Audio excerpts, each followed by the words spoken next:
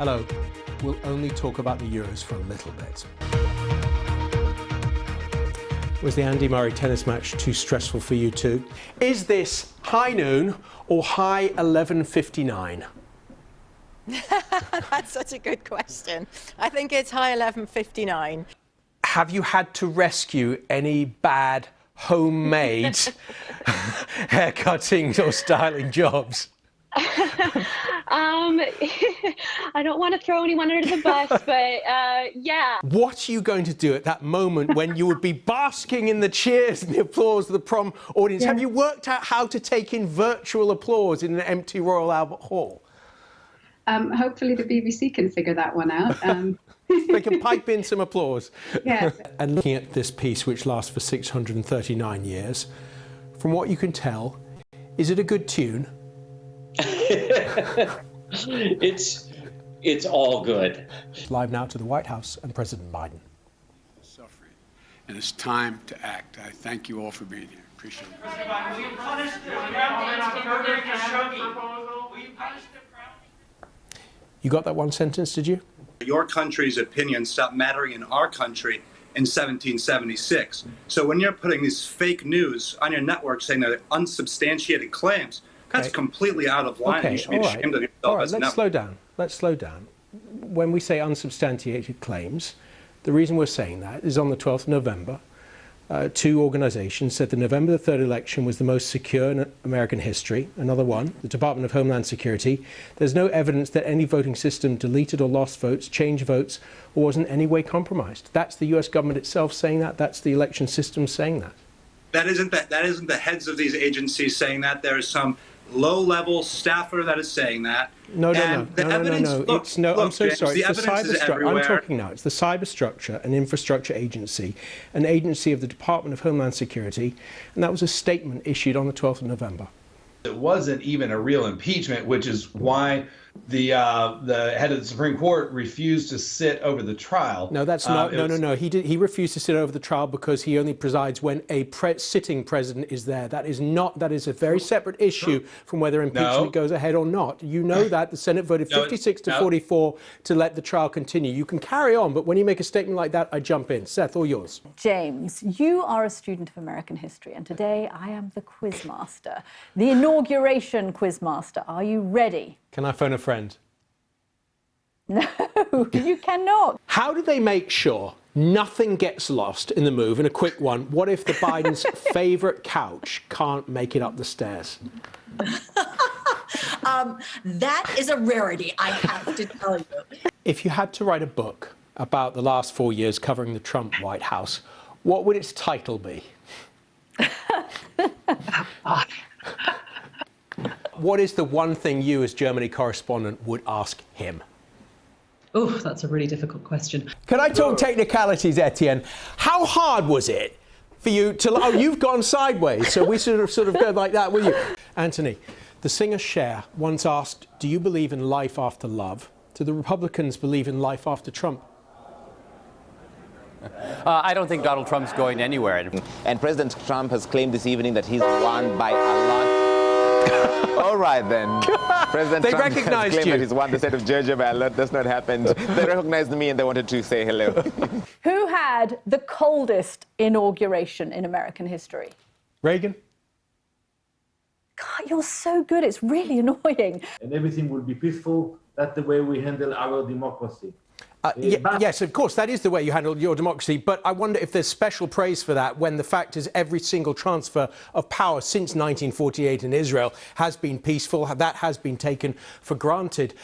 A lot of Israelis at the ballot box, you'll know this better than me, shared Mr. Netanyahu's views, but a lot of them didn't like him himself. Politics is not just about views, it's about personal relationships. Why did he fail so badly with personal relationships to the extent that 4 of his former allies, at least in ideological terms, are now in a government which got rid of him?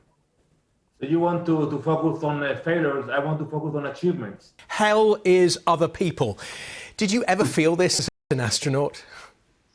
So my mission was 16 days long. Dr. Stelzner, are you the most relieved man in the world?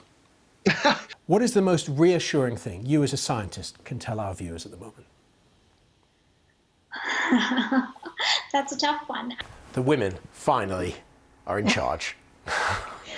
They've come through. Who was the last president to wear a top hat? John F. Kennedy, 1961. Oh. When you see your music, I feel underdressed. When you see your music being played at Trump political rallies, how do you react? Anthony, looking at the trial in the Senate, by my count, 20 Republican senators out of 53 would need to break with the Republican Party to convict Mr. Trump. In alphabetical order, if you'd like, can you name the 20 Republican senators most likely to defect? I see it a little bit differently than that. Let's look at the reasons for this alliance coming about. The Iraq War, which you co-led, got rid of Saddam Hussein, but it also gave much freer rein to Iran to expand as a regional power. In order to counter that, Israel and some of the Gulf states are getting together, potentially putting the region on the road to open conflict. How is the Middle East a safer place after this deal? Yeah, James, I think you can tell the history a little bit differently. In 1997, China guaranteed to you and the UK Hong Kong's freedoms for the next 50 years, one country, two systems. We are only 23 years into that 50 years. China appears to be dismantling that guarantee. Do you look back and feel now that you were hoodwinked? I think the world was hoodwinked and the people in Hong Kong were hoodwinked. Charles, first of all, congratulations on your own election, but your party's presidential candidate lost categorically. Have you worked out why? 270 electoral votes, you declare yourself the winner and you wait for the loser to concede. That's how it works. A declaration doesn't have any legal value. It's not about declaration. Nor does anything other than the loser conceding. So it's really what Biden does if he's losing. Well, then let's flip that round. What would Trump do if he's losing? Well, if Biden has 270, he'll declare he'll give it to Biden. Of course he will. He said it today. It wasn't an honest election. Okay, you say it wasn't an honest election. Here's a partial list of those who thought it was. Majorities in 50 state legislatures, 50 state governors, including many Republicans, the Supreme Court, numerous other courts, the Republican Attorney General, the Republican Vice President. Why couldn't Mr. Trump's supporters accept that? When news crosses your desk that there's a variant found where you are, does your heart just sink for half a second before you think, I've just got to go on with it?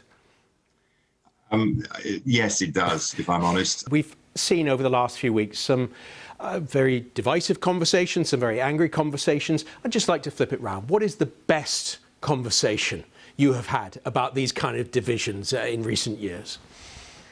To be honest with you, when it comes to racism, you and I must know that it's never going to be a comfortable conversation. Yeah. How did you work out Ed Sheeran's address? Well, first I went on my iPad and Googled it,